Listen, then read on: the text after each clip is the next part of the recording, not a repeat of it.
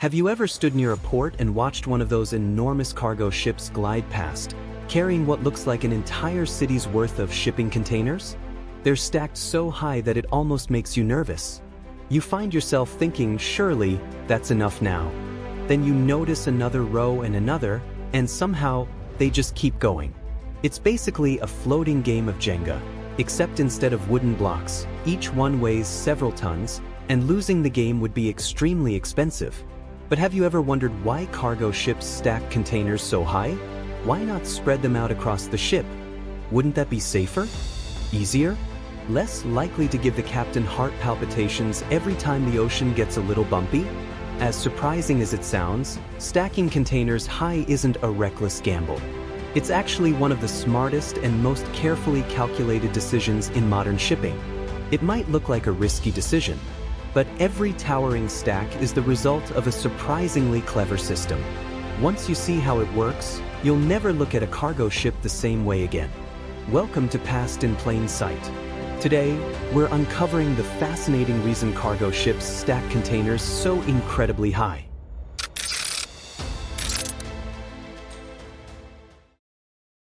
We have to go back to the 1950s to understand why cargo ships stack containers. Before then, loading a cargo ship was painfully slow. Every crate, barrel, sack, and box had to be carried aboard individually. Workers spent days loading ships piece by piece. Imagine packing for a vacation. Except instead of one suitcase, you're loading 500,000 bananas individually. By the time you finished, the bananas would have become banana bread. The entire system was inefficient. Then, in 1956, an American trucking entrepreneur named Malcolm McLean had a brilliantly simple idea. Instead of loading thousands of individual items, why not pack everything into giant steel boxes first?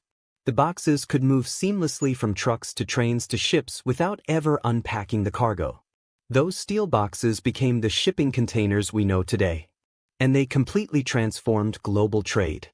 Today, almost everything you own has probably spent part of its life inside a ship. Your shoes, television, coffee maker, and phone. Even the chair you're sitting on right now might have crossed an ocean inside a container. Now here's the challenge. Modern cargo ships are incredibly expensive to operate. Fuel, crew salaries, maintenance, port fees, and insurance. A single voyage can cost hundreds of thousands or even millions of dollars. If you're already paying to move a ship across the Pacific Ocean, you want to carry as much cargo as possible. Think of it like taking a road trip. If your car has 5 empty seats, you're wasting space. You might as well fill them. Cargo ships work exactly the same way. Every empty spot is potential income floating away. But wait, you might ask, why stack upward instead of making ships wider? Excellent question. The answer is surprisingly practical.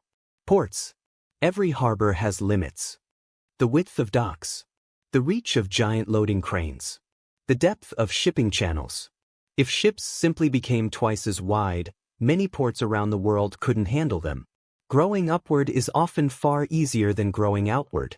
It's rather like living in a crowded city. When you run out of land, you build skyscrapers. Ships build skyscrapers too. Only theirs happen to float. Of course, stacking containers high creates another obvious concern. Balance. What stops the whole tower from toppling over during a storm? The answer is math. Lots and lots of math. Before a ship ever leaves port, powerful computer software calculates exactly where every container should go. Heavy containers usually sit lower. Lighter ones go higher. Hazardous materials have designated locations. Certain cargo can't be placed next to other cargo. Every decision affects the ship's center of gravity.